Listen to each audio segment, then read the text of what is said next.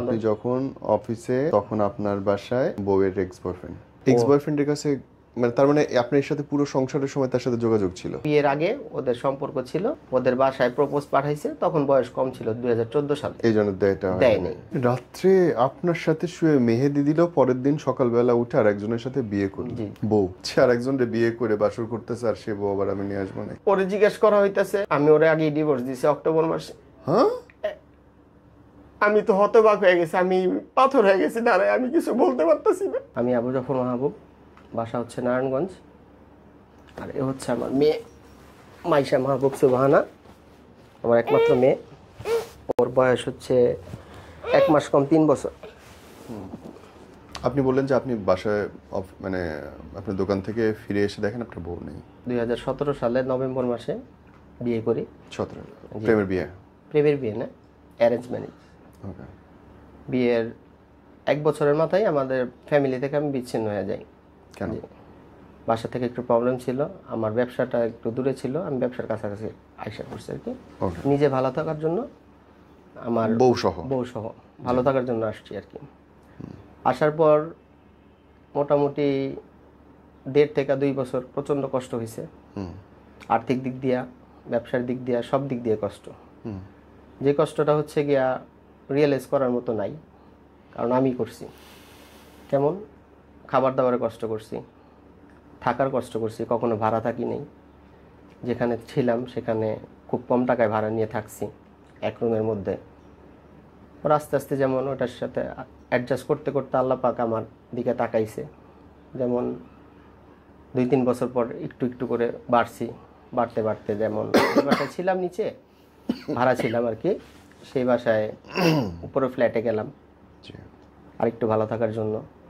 তারপর আরেকটু ভালো থাকার জন্য পাশের ফ্ল্যাটে, বড় ফ্ল্যাটে গেলাম। যা যা করা দরকার ছিল সবই করছি ইনশাল্লাহ। আমার বাসায় 2 জন মানুষ থাকার জন্য যেগুলো করা দরকার, মিনিমাম 10 জন মানুষ থাকতে পারবে এমন করা করছি আর কি, আমার বউ আমার জন্য। আমাদের বেবি হইল 5 বছর পর, 17-র পর 18, 19, 20 শুরু হলো করোনা। 18, 19-এ আমাদের 2টা বেবি নষ্ট হয়েছে, সেটা আমি জানতে পারি গত 3 দিন আগে। 3 দিন আগে জানতে পারি। কিভাবে জানতে পারি? যে রিপোর্টসগুলো ছিল, ডাক্তার রিপোর্টসগুলো, সেগুলো হচ্ছে পুরাতন রিপোর্টস, সেগুলো বাসার একটা জায়গায় ছিল। সেই রিপোর্টসগুলো আমি খুঁজতে খুঁজতে পাই। খোঁজার পরে যেমন এভিডেন্স হিসাবে আল্লাহ পাক আমার সহায় ছিল, আমাদের সবাই আমার সহায় ছিল বিধায় আমি আর কি ওগুলা খুঁজে পাই। বাচ্চা নষ্ট করছে বউ? জি। আপনারা বলেও নেই? না, আমি জানি না। ও মাই গড। আর কি আমি হতবাক। আপনার 2টা বাচ্চা সে নষ্ট করছে, আপনি জানেনও? জানি না। এটা বউ, মাশাআল্লাহ। তারপর করোনা চললো। করোনার মধ্যে খুব একটা বাজে অবস্থায় ছিল। আমি আমার বাসা থেকে বিচ্ছেদ হওয়ার পর থেকে আর কি বাবার সাথে যোগাযোগ ছিল, আবার আম্মার সাথে যোগাযোগ ছিল। মান্থলি একটা কস্ট আমি দিতাম, প্রথম দিক দিয়ে নেয়নি। তারপরে যেমন একটা ছেলে তো একটু একটু হয়েছে নিচে। করোনার সময় যেমন 2020 সালে আমার বাবা অনেকবার বলছে, তুমি ফিরে আসো, দোকান ভাড়া দিবা কিভাবে, বাসা ভাড়া দিবা কিভাবে, নিজে চলবা কিভাবে। তখন যেমন আমি একবার চিন্তা করছিলাম চলে যাব, আবার চিন্তা করলাম আসছি আবার যাব, যাওয়াটা ঠিক হবে না। আইসা পড়ছি, যেহেতু আইসা পড়ছি, কষ্টটা আমি করি, আমার ওয়াইফও করছে কষ্ট, করে নাই যে তা না, অনেক কষ্ট করছে। আমরা 2 কেজি চাল আনা, আধা পোয়া তেল, আধা কেজি পেঁয়াজ, এগুলো নিয়েও সংসার করছি। আমার দোকানের আশেপাশে থেকে আমি কিছু কিনি নেই, কিনছি দূর থেকে, কারণ দোকানের আশেপাশে আমার ব্যবসার বয়স 17 বছর। যেখানে ব্যবসা করি সেখানে বয়স 17 বছর যাবত ব্যবসা করি। ওইখানে আশেপাশে থেকে আমি যদি 2-4-5 লাখ টাকার জিনিসও নেই, বলবে না কেউ যে তুমি নিলা কেন, কবে দিবা। নিজের সম্মানার্থেই আমি আমার বাসার, যেখানে আমি বাসা থাকি তার থেকে একটু দূরে গল্লির ভিতর থেকে এগুলা নিয়ে খাওয়া দাওয়া নিজেরা করতাম। অনেক কষ্ট করছি 2 জন। ও আমাকে সাপোর্ট দিছে, আমি ওকে সাপোর্ট দিছি। কেন সাপোর্ট দিছি? 2 জন ভালো থাকার জন্য আসছি। সাপোর্ট ছিল ভালো, আমাদের বন্ডিংও ছিল ভালো। এর মধ্যে টুকটাক ওর বিয়ের আগে যেগুলো হয়েছিল, যেমন এখনকার যুগে যেগুলো হয়, একটু বয়ফ্রেন্ড গার্লফ্রেন্ড এগুলো থাকে আর কি বিয়ের আগে, ওর ছিল, ওগুলা মাইনে নিয়ে আমি ওকে বিয়ে করছি। আমার ওয়াইফ আবার হচ্ছে গিয়া আমার চাইতে একটু কি আপনার কি বলে সুন্দর। আমি ওকে প্রথম দেখাতে পছন্দ করছি, আমাকে ঘটকের মাধ্যমে দেখানো হয়েছে। তার 1.5 বছর পরে ওকে বিয়ে করতে পারছি। ওর আম্মা অনেকদিন যাচাই বাছাই করছে, করার পরে যেমন 1.5 বছর পর বিয়ে করলাম। সামাজিকভাবে যতটুকু করা নয় তার চাইতে বেশি করছি। কেমন করছি, আমি হচ্ছে গিয়া ব্যবসা করছি। আমি বাজে কোনো নেশা ছিল না, বাজে কিছুই ছিল না। আমার দুলাভাইয়ের সাথে ব্যবসা করছি 9 বছর। আমার যে আর্ন ছিল ওগুলা দিয়ে আমি নিজে বিয়ে করছি, কারো কাছ থেকে নিইনি, 10 পয়সা লাগেনি, কারো কাছ থেকে নিইনি। আমার বাবার কাছ থেকে, বাবা বলছে বাবা দরকার নেই, আমার কাছে আছে। আমার ভাইয়া বলছে, আমার বোন বলছে আর কি। আমি একটা জেদ করছি যে আমি ওকে বিয়ে করবো, আমি ওরই বিয়ে করছি, যে কোনোভাবে ওকে আল্লাহ পাক বিয়েটা ওর সাথেই রাখছে। বিয়ে করলাম। বিয়ের কিছুদিন পরে একটু প্রবলেম শুরু হইলো, যেটা আর কি প্রতিটা ফ্যামিলিতে হয়, হয়তো ঝগড়াঝাটি হলো। তখন যেমন আমি বাসা থেকে এসে বললাম, আমার বাবা অনেক করছিল যে থাকো বাবা, যাইও না। তারপর আমি শুনি নাই। বাবা আর কি চাইছিল যে কিছুদিন থাকার পরে তুমি যাও,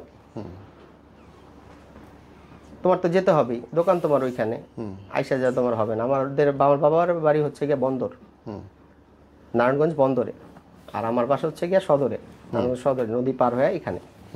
পরে হচ্ছে আমি আমার বাসা থেকে বের হয়ে আসলাম। আসার পরে যেমন নিজে ভালো থাকার জন্য, এর মধ্যে আমি একটু জেদ করে আসছি যে আমার বড় ভাইয়ের ওয়াইফ ঝগড়ার সময় বলছিল যে এইটুকু একটা বাড়ি, এটা নিয়ে এত কিছু করো। আমি তাদের কাছে বলে আসছি যে আমার মাটির নিচে, পায়ের নিচে পর্যন্ত মাটি হবে না সেই পর্যন্ত আমি এই বাসায় আসবো না। আর আমাদের বাসার ভিতরে ঝগড়া লাগানোর পিছনে আমার তো হাত ছিলই, আমার ওয়াইফেরও হাত ছিল, মেনলি আমাদের হাত ছিল, কারণ আমরা বের হয়ে আসবো ওই বাসার থেকে। থার্ড পার্সন হিসেবে ছিল আমার বড় ভাইয়ের ওয়াইফ। আমার বড় ভাইও ছিল না, আমার বড় ভাই আমার ফেরেশতা তুল্য বড় ভাই, আমার বাবার পরই। বাবাও তো বাবাই, বাবার কথা কি বলবো।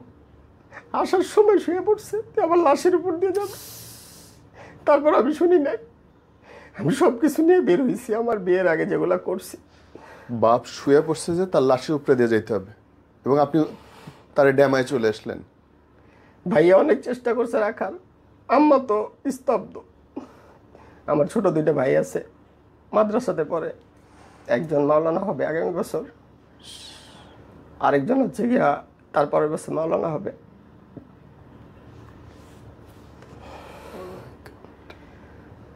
শুধুমাত্র নিজে ভালো থাকার জন্য আসছি, ওয়াইফরে ভালো থাকার জন্য আসছি।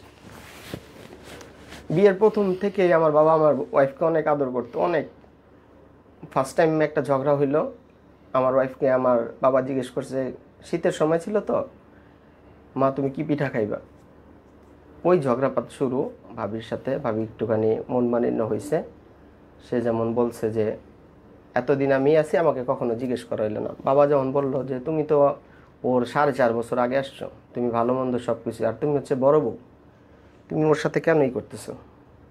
ওইটা নিয়ে ঝগড়াপাত শুরু। পরে সেই দিন রাত্রেবেলায় আমাকে ফোন দিছে আমার ওয়াইফ। তখন হয়তো বা কাবিনের আমার 16-17 দিন কিংবা 20 দিনের মধ্যে ফোন দিছে। আমি দোকানে বসে আছি, বললো যে তুমি আসো, বাসায় তো ঝগড়া। পরে আমি দোকান অফ করে, আমি আমার দুলাভাইয়ের সাথে ব্যবসা করি, দুলাভাই, ওনার ফোন দিয়ে বললাম যে ভাইয়া আপনার বাসায় আসেন, আমি তো যাচ্ছি বন্দরে। পরে উনি আবার একটুখানি আমার সাথে রাগ করলো যে এই সময় বাসায় যেতেছো, এই সময় তো বেচা কেনার সময়। তা আমি ওটা না শুই না, নতুন বউ, বাসায় চিল্লাচিল্লি শুনলাম ফোনে। চলে গেলাম, বাসায় চলে যায় দেখি যে ভাইয়া ভাবিয়ারা কাপড় চোপড় প্যাক করছে, চলে যাবে। কেন চলে যাব, একটা সামথিং ব্যাপার নিয়ে ঝগড়া হয়েছিল। পরে ওইটা আমি, আমার বোন জামাই, তারপর আমার বোন, আমরা মিলা ওনাদের রাখলাম বলতে ভাইয়ারে আমার আপুর বাসায় নিয়ে গেছে, আর আমি হচ্ছে গিয়া বাসায় ছিলাম। অনেক রিকোয়েস্ট করার পরে যেমন থাকলো। এর মধ্যে বাবা যেমন, আমরা 4টা ভাই, একজনকে একটু বেশি ভালোবাসে, সেটা হচ্ছে আমার বড় ভাইকে। সবাইকে বাসে, তো উনি তো বড় সন্তান, ওনার জন্য 2 দিন না খাওয়া থাকলো। অনেক রিকোয়েস্ট করার পরে ভাইয়ারে নিয়ে আসলাম। আসার পরে যেমন একটু স্বাভাবিক হয়েছে, স্বাভাবিক হওয়ার কিছুদিন পর থেকে শুরু হয়েছে 2 বউয়ের সমস্যা। মনে আমার বউ, বড় ভাইয়ের ওয়াইফ। আমরা তো বাইরে থাকি, আমি আমার ভাইয়া। এখানে কাজকর্মের বাসায় থাকা হয় না। আমার ওয়াইফ তো নতুন অবস্থায় আসছে, বাবার যথেষ্ট। আপনার পরিবারের অবস্থা বুঝলেন, আপনার ওয়াইফ চলে গেছে ওই জায়গা থেকে আসেনি, কখন, কেন, কিভাবে, কি ঘটলো আসলে? আচ্ছা, এখানে তো শেষ। তারপরে 7 বছর তো একাই ছিলাম। গত ফেব্রুয়ারির 17 তারিখে আমি দুপুরবেলা ওর ফোন দেই যে ওর এক চাচা পুলিশে ধরে নিয়ে গেছে, র্যাবে আর কি, ওই আওয়ামী লীগের ছিল, পলিটিক্স করতো, ওনাকে ডেভিল হ্যান্ডে নিয়ে গেছে। পরে বলার পরে ও আমাকে 1:30টার দিকে আর কি, 17 তারিখ 1:30টার দিকে আবার ফোন দিয়ে বললো যে তুমি কি যাবা? আমি বলছি আমি যাব, কিন্তু আমার দোকানে যে ছেলেটা আছে ও নামাজ পড়তে গেছে, খাওয়ার পরে যাব। পরে আবার 2:10 ফোন দিলাম যে আমি তো সামনে তো রমজান, কিছু কিছু বাজার করছি, ভারী বাজার, আর কিছু কি লাগবে নাকি? পরে বললো না লাগবে না। আমি বললাম আমার মেয়েটা কি করতেছে? বললো ওয়াশরুমে। ঠিক আছে আমি আসতেছি একটু পরে, আমি যাইনি এখনো, যদিও যাই পরে যাব। পরে যেমন আসলাম বাসায় 3:30 বাজে, আইসা দেখি তালা লাগানো, যেটা গত 8 বছরে হয় নাই কখনো। দুপুরবেলা তালা লাগানো।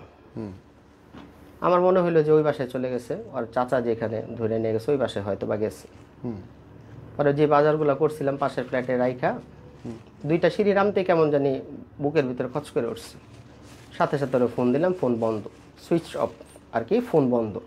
এমনিতে বন্ধ রাখলে তো একরকম কথা বলে, আবার ওরটাতে সুইচ অফ, সিম নাই ফোনের মধ্যে। আমার আবার অ্যান্ড্রয়েড ফোন ছিল আমার দোকানে আবার যে কোনো কারণেই রাখা হয়েছে ফোনটা, আমি শুধু আমার সাথে একটা মুঠো ফোন। পরে দোকানে যাওয়ার পর ওই ফোনটা সাথে সাথে নিয়ে ইমোতে ওরে কল দিই। আমি আর ও বিয়ের পর থেকে ফেসবুক চালাইতাম না, আমি অনেক আগে থেকে ফেসবুক চালাইতাম, এই ফেসবুকের জন্যই প্রবলেম হয়, এই কারণে ও চালাইতো না আমিও চালাইতাম না, কিন্তু ও ভিতরে চালাইতো, আমি বুঝতে পারিনি। অনেকে জানতে পারছে, আমাকে বলে নেই কেন, ও আবার ভয় দেখাইছে যে বললে তোমার মামার সাথে প্রবলেম হইব, তোমার ভাইয়ের সাথে প্রবলেম হইব, তোর দুলা ভাইয়ের সাথে প্রবলেম হইব, ওরা ভয়ে বলে নেই। যাই হোক, পরে ওর বাবার বাসায় যাওয়ার পরে তোমার শাশুড়ি খাবার বাইরে দিতেছিল আমার শ্বশুরকে। সে যেমন বললো যে মাহবুব আসছো, খায় নাও। আমি বললাম তো খাইতে আসি না এখন, আমি খুঁজতে আসছি।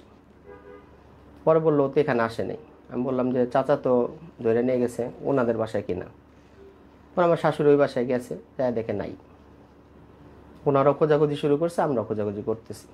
এর মধ্যে যেমন আমার মাথার মধ্যে ঘুরতেছে যে আমি বাসায় যাব, বাসায় গিয়ে দেখবো কি হয়েছে। বাসায় আসলাম তাড়াহুড়ি করে, দোকান থেকে চাবি নিয়ে, লক খোলা, শুধু তালা লাগানো। খুলেই দেখি যে একটা বিভৎস অবস্থা, যে অবস্থাটার জন্য আমি প্রস্তুত ছিলাম না। দেখি যে বাসার এমনভাবে খোলামেলা আর কি, না দেখলে বোঝানো যায় না। বাসায় ঢুকে দেখি ওয়ার্ড্রোব, বাচ্চার যে কাভারটা আছে ওইটা খোলা, ওইটা কখনোই খোলা থাকে না। বাচ্চার যে জামা কাপড় একবার ঠাসা ভরা, খুলতেও কষ্ট, ওইটা হালকা ফাঁক। ওইখানে চাবি, ঘরের চাবি, শুধুমাত্র একটা চাবি নাই। এটা কখনো হয় নাই। আমি আর আমার ওয়াইফ কোথাও গেলে সর্বোচ্চ 2 দিন, সর্বোচ্চ 4 দিন, এই 7-8 বছরের মধ্যে ও একা থাকছে ওর বাবার বাড়িতে। এই 8 বছরের ক্যারিয়ারের মধ্যে 4 দিন শুধু একা থাকছে।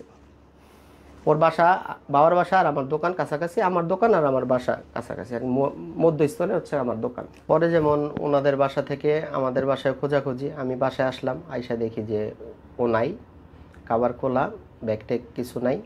বাসা থেকে টোটালি 5টা ব্যাগ আর কি, ট্রাভেলের ব্যাগ, বড় বড় ব্যাগ, ওর জামা কাপড়, বাসার আসবাবপত্র, যেগুলো নিত্য প্রয়োজনীয় জিনিস সব রিসেন্টলি আমাকে দিয়ে সব কিনাইছে। নতুন নতুন কসমেটিক, পার্সোনাল জিনিস, এগুলো প্রায় 10,000 টাকার মতো জিনিস কেনাইছে আমাকে, খুব প্যারা দিয়ে কিনাইছে। আমি ইদানিং খুব ব্যস্ত থাকতাম, ওই যে পায়ের নিচে মাটির জন্য বাসা থেকে বের হয়ে আসছি। এখন তো আলহামদুলিল্লাহ ভালো আছি, আল্লাহ ভালো রাখছে অনেক। এখন চিন্তা ছিল যে পায়ের নিচে মাটি লাগবে আমার, যেহেতু আমি এখন একটু ভালো আছি, কতদিন ভাড়া থাকবো। ও বলতো যে কত ভাড়া থাকবো, আমি আবার বলতাম যে আমাদের বয়স কতটুকু হয়েছে যে তুমি এতই করতেছো, নার্ভাস হয়ে যেতেছো, ভাড়া থাকতে চাইতেছো না। আমি তো চেষ্টা করতেছি, একটু ওয়েট করো।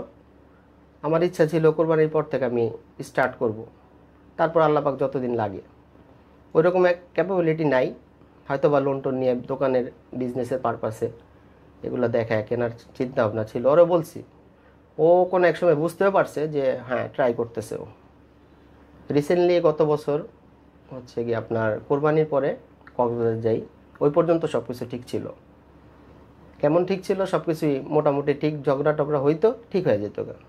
কিন্তু ওর বাবার বাসাও জানে না, কেউ জানে না, আমরাই ঠিক করে ফেলতাম। কক্সবাজার থেকে আসলাম, আসার পরে যেমন আমার বাসায় নেই, ওয়াইফাই নেই। আমি ইচ্ছাকৃতভাবে ওয়াইফাই রাখিনি। আমার বিজনেস হচ্ছে মোবাইল বিজনেস, মোবাইলের এভরিথিং। ওয়াইফাই নাই, আমি লিমিটেশন এমবি দিয়ে দিতাম ওরে, কারণ এর আগে কয়েকবার প্রবলেম হয়েছে আমার বিয়ে হওয়ার আগে, টুকটাক প্রবলেম হয়েছে, ওগুলো সলভ করে ফেলছি। স্যাক্রিফাইস যেটাকে বলে, টোটালি স্যাক্রিফাইস করে আমি সলভ করছি। মেজর প্রবলেম হয়েছে সেটাও আমি মাইনা নিছি, কারণ ওই যে আমি 7 বছর আগে চলে আসছি, কাকে বলবো? বাবার বাড়িতে বলতে পারবো না, আমার ফ্রেন্ড সার্কুলার যারা আছে কাউকে। মেজর মানে কি? মেজর বলতে হচ্ছে গিয়ে এর আগে একবার বাসায় ছিল, আয়সা দেখি নাই, জিজ্ঞেস করলাম কোথায় গেছিলাম, ও বলছে আত্মীয়র বাড়িতে। সব সময় বোরকা পরে যাও, এখন বোরকা পরে যাও না কেন এই সন্ধ্যার সময়? আমি না বললাম তোমাকে কালকে নিয়ে যাব? কয় না আমি গেছি। তখন যেমন আমি একটা চট দিছি, কারোর সাথে দেখা করতে না বলে। কতবার হয়েছে এরকম ঘটনা? এরকম ঘটনা আমার চোখে একবার পড়ছে, আর এমনিতে ফোনে কয়েকবারই হয়েছে। সেটা ওদের বাসায় জানানো হয়েছে। ও ফোনে কি হয়েছে? ফোনে হয়েছে বলতে আপনার হচ্ছে গিয়া অন্য কারোর সাথে কথা বলছে, কিংবা আমি অন্য কারো ছবি দেখছি, সেগুলো দেখার পরে যেমন ওর মাকে জানানো হয়েছে। আর ওর একটা কি এভিডেন্স কোনো রাখবে না, আমার ফোনে হোক ওর ফোনে হোক, সেকেন্ডে প্রমাণ রাখে না, সেকেন্ডে ডিলিট করে দেয়। এই যে উনি চলে গেলেন বাসা থেকে, তারপরে খুঁজেটা পেলেন কোথায়? খুঁজে পেলাম হচ্ছে সেই দিন রাত্রেই। আমার শ্যালক বলল যে ভাইয়া চলেন এক জায়গায় যাই। তখন মেবি 8:30 8টা বাজে। আমার ভাই আসছে, আমার বোন আসছে, ওর আম্মু আসছে, আমার আম্মা আসছে, সবাই আর কি, আমার ফ্যামিলির সবাই, আর ওদের ফ্যামিলির 2 জন, ওর আম্মা আর ওর ছোট ভাই। ছোট ভাই বললো যে ভাইয়া চলেন এক জায়গায় যাই। কোথায় যাবা? চলেন। পরে আমাদের ওইখানে নারায়ণগঞ্জের দেবক ব্যাপারীপাড়া, ওইখানে গেলাম। যাওয়ার পরে যেমন বাসা ঢুকতেই একটা লোকের সাথে দেখা হইলো যে এই বাসায় কি কেউ থাকে কিনা, আর কি যার সাথে চলে গেছে তার নাম। হ্যাঁ, বললো যে হ্যাঁ এই বাসাতেই থাকে, 3 তলাতে, এই বাসারই ছেলে। পুরো অ্যাড্রেস দিয়ে দিল আর কি, এমনভাবে অ্যাড্রেসটা দিল যাতে একটু খারাপ নজরে অ্যাড্রেসটা দিল, যে এলাকাতে আছে না কিছু লোক ভালো জানে না, একজনকে ভালো জানে আরেকজনকে ভালো জানে না, ওইভাবে অ্যাড্রেস দিল, পুরো হিস্ট্রি বলে দিল 2 মিনিটের মধ্যে। তারপর আমরা গেলাম 3 তলাতে। যাওয়ার পরে একজনের বাসাতে এমনি এমনি যাওয়া যায় না, নকও করা যায় না, কিভাবে যাব? এর মধ্যে যেমন শাশুড়ি ছিল, ওনারে যে নক করাইলাম। ঢুকতেই 3 তলাতে উঠছি, দেখি আমার ওয়াইফের জুতা রিসেন্টলি কিনে দেওয়া হয়েছে। আমি তো কনফার্ম হয়ে গেছি। আর ওর পায়ের জুতাটা হচ্ছে গিয়ে পাওয়াটা খুব কষ্টকর, বড় পা, 41। আমার খুব কষ্ট হইতো। আমার তো 41 সাইজ, রিসেন্টলি কেনা হয়েছে ওই জুতাটা, ওখানে রাখা। তখন যেমন আমার শ্যালকরে বললাম ফয়সাল এখানেই আছে। কীভাবে বললেন? আমি বললাম এখানেই আছে। পরে শাশুড়ি নক করলো, নক করার পরে একটা দাড়িওয়ালা লোক বের হয়ে বলতেছে যে কাকে চান। শাশুড়ি যেমন রাগান্বিত হয়ে গেটটাকে একটু ফাঁক করছে। ফাঁক করার পরেই আমার ভাই, আমি, ফয়সাল, আমার শাশুড়ি, আমরা আর কি ওই ঘরে ঢুকতেই দেখি যে আমার ওয়াইফ আর হচ্ছে যে ছেলের সাথে গেছে সাইমন, 2 জন বধূ বেশে, হাজব্যান্ড ওয়াইফ বেশে দাঁড়ায় আছে। এর মধ্যে যেমন আমার মেয়ে খুব ক্লান্ত ছিল সেই দিন, অনেক ক্লান্ত ছিল। ও আমাকে দেখাই আমাকে আবার ড্যাডু বলে, ড্যাডু বলে আমার কোলে এসে পড়ছে দৌড় দিয়া। সেই মুহূর্তটা যদি দেখার মতো নয় আর কি, যারা 4 জন ছিলাম তারাই দেখতে পারছে, আর ওরা দেখছে, ওরা খেয়াল করে না এত কিছু। আমি আর কি আমার মেয়ে পাইছি, আমার সব কিছু পাইছি। আর ওরে দেখে আমি আর কি বলবো, কিছু বলার ভাষা নেই। আমার বউয়ের মতো সাজা, বউয়ের মতো সাজা, যেই দিন গেছে সেই দিনই বউয়ের মতো সাজা। আমার শ্যালক সেন্সলেস হয়ে পড়ে গেছে। কি দেখলাম? খালি আমার বললো ভাইয়া এটা কি দেখলাম? তখন যেন আমি মেয়েটাকে আমার বড় ভাইয়ের কোলে দিছি। বড় ভাইয়ের কোলে দেওয়ার পরে বলল চল চলে যাই।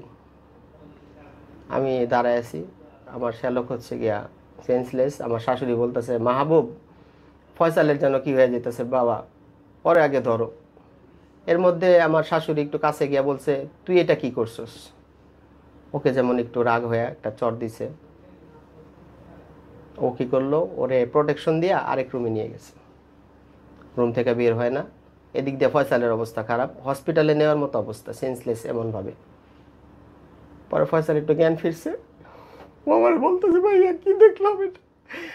দুর্গা দেবী দেখলাম। দুর্গার তো 10 হাত, ওর তো কয় হাত জানি না ভাইয়া, কি দেখলাম ভাইয়া এটা। তারপর ও সামনে আসে নাই, ও একটু সামনে আসে নাই।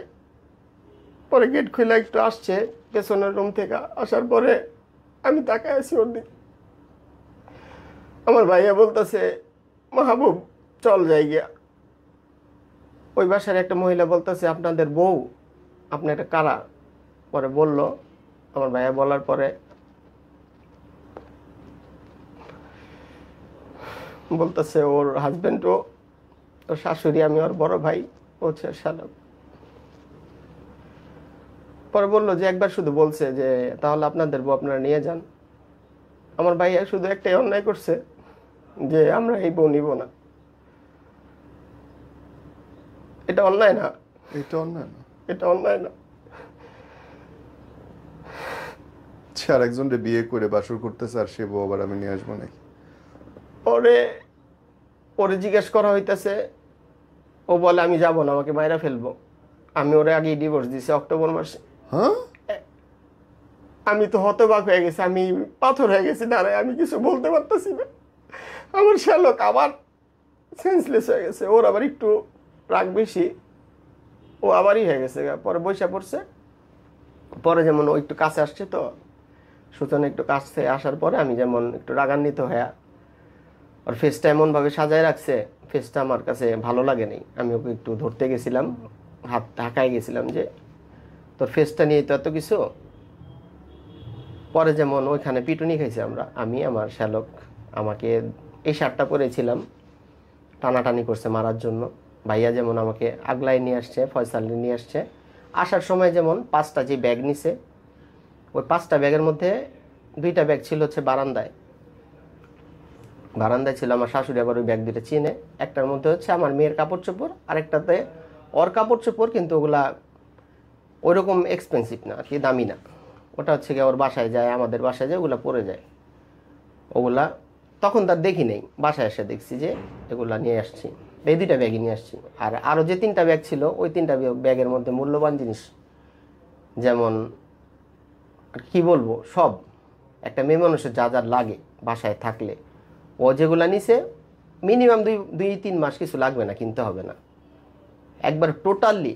এখন কি বলবো আর, একবারে পার্সোনাল জিনিস থেকে সব কিছু আমার কাছ থেকে নতুন কেনাইছে।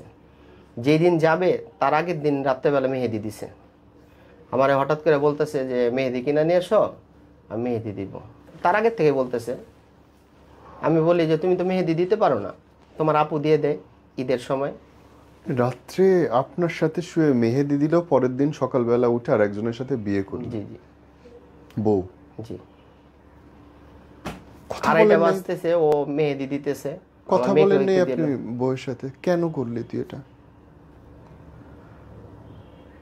মেহেদি 2:30 বাজে, 2বার আমি জাগছি, জায়গা বললাম এখনই দিতেছো, ইউটিউব দেখা দিতেছো, পারবা না। তোমার খালাতো বোন যে পার্লার আছে, ওরে বইলো আসতে, ও দিয়ে দিব না। আমাদের বাসায় একদিন খাওয়া দাওয়া করবে না, দিয়ে দিও। পরে যেমন ও 2:30 না 3টা পর্যন্ত দিছে, আমি ঘুমাই গেছি, কারণ দোকানে যাব সকালবেলা, খুব টায়ার্ড ছিলাম আর কি। এমন প্যারা দিয়ে আমাকে যাওয়ার 10-15 দিন আগে থেকে যেই জিনিসগুলা কেনাইছে, আপনি জিজ্ঞেস করছেন আপনার বউরে যে কেন করলি, কেন গেলি? সেটা জিজ্ঞেস করতে পারতেছি না এখন, ও কাছে আসতেছে না। ফোন ধরে নাই? ফোন দেয়, ফোন দেয়, বলতেছি আপনাকে, সবটা শুনলে আপনি হতবাক হয়ে যাবেন হয়তোবা। ফোন দেয়? পরে যেমন ও ওই বাসা থেকে আমরা আইসা পড়ি, একটু হামতাম করে আসি, যেটা আর কি স্বাভাবিক, অস্বাভাবিক কিছু না। ওর কাছে অস্বাভাবিক, কেন অস্বাভাবিক, ও আর কি আমাদের এক্সপ্লেন করতেছে যে এগুলি করা ঠিক হয়নি। ও যেটা করছে ওইটা ঠিক হয়েছে, কিন্তু এগুলা করা ঠিক হয়নি। ও এর মধ্যে যেমন বলছে যে আপনার ওদের বাসায় নাকি 2 জন জানে, এই ব্যাপারটা। কে কোন দুইজন জানে? আর আমার শাশুড়ি। তখন যেমন আমাদের একটুখানি অন্যরকম চিন্তা ভাবনা হয়েছে যে ওরা কিভাবে জানে, কিভাবে এখানে নিয়ে আসলো। আর ওই ছেলেটাকে যার কাছে গেছে, ও হচ্ছে ওর নাম, মানে ওর এক্স বয়ফ্রেন্ড? জি জি, এক্স বয়ফ্রেন্ড হচ্ছে আমার শ্যালো। এক্স বয়ফ্রেন্ডের কাছে, মানে তার মানে আপনার সাথে পুরো সংসারের সময় তার সাথে যোগাযোগ ছিল? পুরো সংসারের সময় যোগাযোগ ছিল বলতে বিয়ের আগে ওদের সম্পর্ক ছিল, ওদের বাসায় প্রপোজ পাঠাইছে, তখন বয়স কম ছিল 2014 সালে, এই জন্য দেয় নেই। ওই ছেলের মাঝখানে গ্যাপ হয়ে গেছে, বিদেশ চলে গেছিল, তারপরে আবার বাংলাদেশে আইসা একটা খারাপ কাজ করছে বংশালে, এক মেয়ের সাথে অ্যাফেয়ার ছিল, ওই মেয়েকে ব্ল্যাকমেল করছে, ওর ভাইয়ের কাছ থেকে টাকা চাইছে 10 লক্ষ টাকা, না হলে বিয়ে করবে না। এটার প্রমাণও পেয়েছি, আপনার রমজান মাসে পাইছি আর কি, ওদের এলাকা থেকেই পাইছি। রমজান মাসে ওদের এলাকায় আমি 5 দিন গেছি আমার বাচ্চাকে নিয়ে আর কি, যেখানে গেছি। ও যে এই আপনার বউ যে বলতেছে আপনাকে অক্টোবরে ডিভোর্স দিয়েছে, ডিভোর্সের পেপার? ডিভোর্সের পেপার বলতে যেই দিন আমরা গেছি বাচ্চাকে নিয়ে আসছি প্রথম দিন, ওই দিন একটা কাগজ দেখাইছে, কিন্তু ওটা আমরা হাতে নেইনি, দেখতে পাইনি, কিন্তু ও বলতেছে ডিভোর্সের কাগজ, আমি ওরে ডিভোর্স দিয়ে দিছি, আর হচ্ছে গিয়া আপনার কি বলে আমি যাব না, আমাকে গেলে মাইরা ফেলবে, আর আমি ওর কাছে হ্যাপি না। এখন আসতে চাই, এখন ফোন করে কি নিয়ে? এখন ফোন করে, এখন বলে যে আমি থেকে আলাদা আছি, ভিডিও কলেও দেখায় আমাকে আলাদা। কেন কেন সেটা তো ও জানে, আমি তো ভাবতেছিলাম ট্র্যাপ। পরে আমাকে আর কি রমজান মাসের প্রথম 5-6 দিন পরে হঠাৎ করে আমাকে একটা সালাম দেয় ইমোতে, মুসলমান সালামের উত্তর নিচ্ছি, নেওয়ার পরে যেমন জিজ্ঞেস করতেছে আমার মেয়ে কেমন আছে, আপনি কেমন আছেন, বলতে বলতে যেমন ওয়াইফ ছিল আমার সাথে প্রেম করলো, আমিও করতেছি। কেন করতেছি? ওর মুভমেন্ট জানার জন্য। এর মধ্যে আমার বোনকে থ্রেট দিছে ফোনে, ওর আম্মার সাথে বাজে ব্যবহার করছে, যথেষ্ট বাজে ব্যবহার, যে বাজে ব্যবহার কেউ করে না তার মার সাথে। আমার আম্মাকে ফোন দেয়, আমি আবার ফোন দিয়ে বললাম যে কাউকে ফোন দেওয়ার দরকার নেই, আমি আমার ফোন তো খোলা আছে, সবসময় খোলা থাকে, আপনার ফোন খোলা থাকে না, মাঝে মাঝে খোলা থাকে, মাঝে মাঝে থাকে না, আমার ফোন সবসময় খোলা, আমার সাথে যোগাযোগ করেন। পর আমার সাথে যোগাযোগ করতে করতে কন্টিনিউয়াসলি একদিন ভিডিও কল দিল মেয়েকে দেখার জন্য, মেয়েকে দেখলো, আমাকে দেখলো, পরের দিন কল দিতেছে যখন সময় পাইতেছে, রাত্রে 1টা-1:30 সেহরি খাওয়ার সময় উঠাই দিতেছে, যেই বাসাতে আছে সেই বাসা দেখাইতেছে ও একা, ওকে আটকায় রাখছে, কিংবা এমন কিছু, এমনকি আমাকে তালা বন্ধ বাইরে দিয়ে ওইটাও দেখাইছে ভিডিও কলে। তখন একটু মনটা নরম হয়েছে আমার, গত 24 তারিখ পর্যন্ত, যে আমার সন্তানের মাও সন্তানকে পালার জন্য হইলে ওরে লাগবে, আমাকে সবাই বুঝাইতেছে যে ওই যদি আসতে চায় নিয়ে নাও। আমার ইচ্ছা যে ও যদি আসে, নাকে খড় দিয়ে আসে, কিংবা ওর বাবার বাড়ি হয়ে আসে, তাহলে অ্যাকসেপ্ট করব, কিন্তু আগের জায়গায় আসতে পারবে না সে। পরে যেমন আমিও ওর মুভমেন্ট জানার জন্য ওর সাথে সম্পর্ক কন্টিনিউয়াসলি করলাম, প্রেম করতেছি আর কি। মুভমেন্ট কি বুঝলেন? মুভমেন্ট বুঝলাম যে ও আসতে চায় না, আমার সাথে খুব ভালো বিহেভ, মানে একবার আসতে চায়, একবার আসতে চায় না, মহা মুশকিল। ফাইনালি কি অবস্থা ভাই? আসতে চায় না। এর মধ্যে 24 তারিখে ওর সাথে ফাইনালি একটা কথা হইলো। ফাইনালি কথা হওয়ার পরে যেমন ওর রূপটা দেখাইলো, চুলগুলা ছিল অনেক বড় বড়, সবগুলো কেটে ফেলছে, 3টা লেয়ার দিছে, কালার করে ফেলছে। আর আমার সাথে যখন প্রেম করতো তখন হিজাব করে থাকতো, হাতে তসবি, কোরআন শরীফ পড়তেছে, এখানে ওখানে দান করতেছে। আমার টাকা যেগুলো নিয়ে গেছে 13,40,000 টাকা নিয়ে গেছে বাসা থেকে, স্বর্ণটা সহ, বাকি আনুমানিক মূল্য 13,40,000 টাকা। আর জিনিসপত্র যেগুলো আছে, দামি দামি কাপড় চোপড়, রিসেন্টলি ওকে একটা ড্রেসও কিনে দেওয়া হয়েছে 15,000 টাকা দিয়ে। এই টাইপের জামা কাপড় অনেকগুলো আছে, 10-15টা আর কি। টোটালি আমার 15 লাখ টাকার মতো জিনিস নিয়ে গেছে। আর ঘরে কোনো এভিডেন্স নাই, ফোনের আইমি নাম্বার পর্যন্ত ছিঁড়ে ফেলছে, ঘরের ভিতরে কিছু রাখে নেই। এর মধ্যে একটা খুব বাজে একটা কাজ করছে, ওই ছেলের আমার বাসায় আনছে 1-এর অধিকবার। ও মাই গড, 1-এর অধিকবার বাসায় আনছে, সেটার প্রমাণ পাইছি আমি। আমার বাসার সামনে সিসি ক্যামেরাতে ওর বাইক রাখা ছিল, ওর আমার পছন্দ বাইক, আমার ওয়াইফের পছন্দ। আপনি যখন অফিসে দোকানে, তখন আপনার বাসায় বউয়ের এক্স বয়ফ্রেন্ড রিসেন্টলি আমাকে খাবার দুপুরবেলা আলাদা দিত, ও আলাদা খাইতো। আমাকে বলতো তুমি অনেক দেরি করে আসো, বাচ্চারা খাওয়াইতে হয়, আমার ক্ষুধা লাগে, আমি আগে খাবো। খাও। আমি আগে বলতাম যে তুমি খায় নিও, আমার তো দেরি হয়, কিন্তু তখনই করতাম, তখন ওয়েট করতো আমার জন্য। আমার মেয়ে হওয়ার আগেও ওয়েট করতো, যাওয়ার আগেও ওয়েট করতো। আমি শুধু ঘুমাইতাম খাওয়ার পর। ভাইয়া এই আসর, মাগরিব, এশার পর আমি দোকানে যেতাম, সারাক্ষণ ঘুম। বাসায় যাওয়ার পর থেকে মাতাল মাতাল লাগতো। এখন তো বুঝতে পারতেছি যে ও হয়তো বা কিছু খাওয়াইছে আমাকে। বিকেলে বলতো যে আমি একটু হাইটে আসি নিচে থেকে বাবুকে নিয়ে। আমি তো আর জানি না কী কারণে হাইটে আসে, কারণ আসর থেকে মাগরিব একটা সময় আছে, বলতো ছাদে থেকে ঘুরে আসি।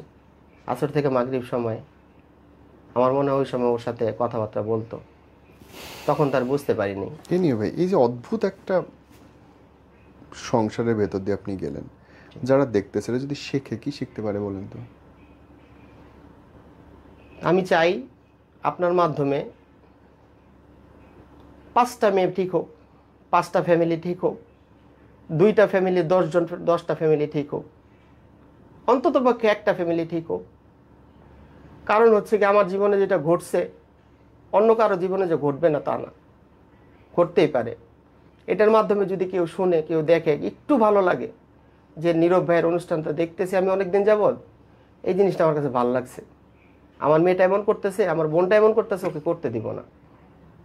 পারিবারিক শাসন, পারিবারিক শাসন, যে শাসনটা দেয়নি আমার শ্বশুরবাড়ি থেকে, দেয়নি।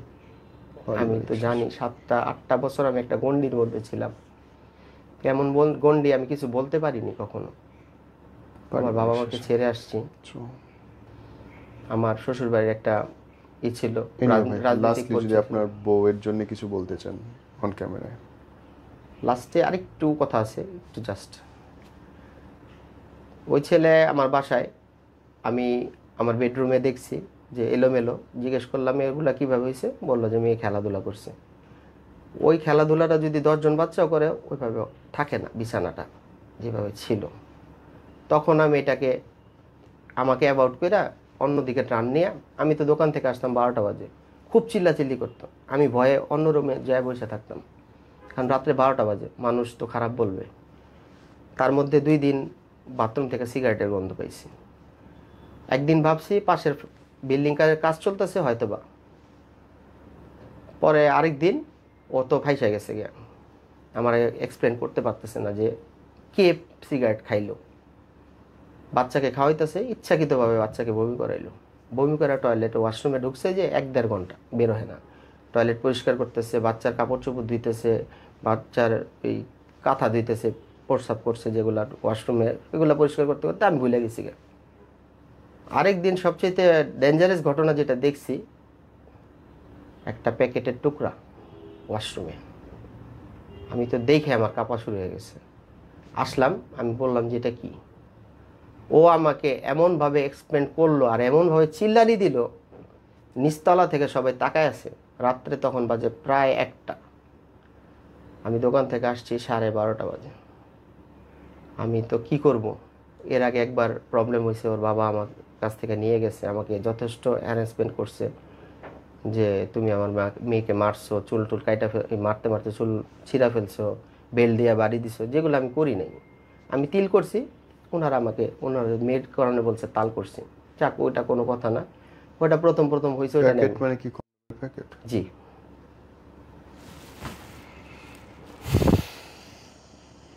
ও আমারে বললো যে ব্যালকনি দিয়ে আসছে, উইরা টুইরা বাতাসে আসছে, এটা ওইটা বুঝাইতে চেষ্টা করলো। কিন্তু আমি ছেলে মানুষ, বুঝতে পারছি যে হয়তো বা আমি ফেলছিলাম, আমার মনে নাই। আপনি এরপরে ওই বউরে নিতে চান? ওই বউকে অবশ্যই না। কারণ হচ্ছে আমি গত 24 তারিখে আর কি, মার্চ মাসের 24 তারিখের পর ওকে দেখার পর, ওর কথা শোনার পর, আমার আত্মীয় স্বজন অনেকেই কথা বলছে, আমার বন্ধু ফ্রেন্ড সার্কেল ওর সাথে 2-2.5 ঘন্টা কথা বলছে। এর মধ্যে যেমন থানাতে অভিযোগ করা আছে, থানার যে ইন্সপেক্টর SI উনিও কথা বলছে ওর সাথে, বোঝানোর চেষ্টা করছে ও আসতে চায় কিন্তু একটু সময় দিতে হবে। পরে যেমন SI খুব রাগান্বিত হয়ে বলছে যে আপনি যদি আসতেও চান মাহবুবের কাছে, আমি দিব না, মাহবুবের বিয়ে আমি করাবো। SI ডিউটি করতে আসছে 11টা বাজে, গেছে 3টা বাজে। ওনার ডিউটির সময় ছিল আধা ঘন্টা। উনি আমার এই ঘটনা শুনে এক্সট্রা টাইম দিয়েছে, কী কারণে দিয়েছে উনি জানেন। এনে ভাই শেষ করছি, কিন্তু কেন মনের মধ্যে একটাই প্রশ্ন যে নারী নির্যাতন শুনতে শুনতে আমরা ক্লান্ত। তো পুরুষ মানুষ যে কত ভয়ানকভাবে নির্যাতিত হয় এবং এদের কোনো বিচার নেই, কার কাছে কি চাইবে? ঘরের মধ্যে বউ বাচ্চা রেখে গেলাম, আমার সম্পত্তিতে আর একজন এসে চাষ করে চলে যাইতেছে, আমার কিছুই করার নেই, কিচ্ছু না। অদ্ভুত এক সমাজ আমাদের, পরিবর্তন হোক সেই দোয়াই করি।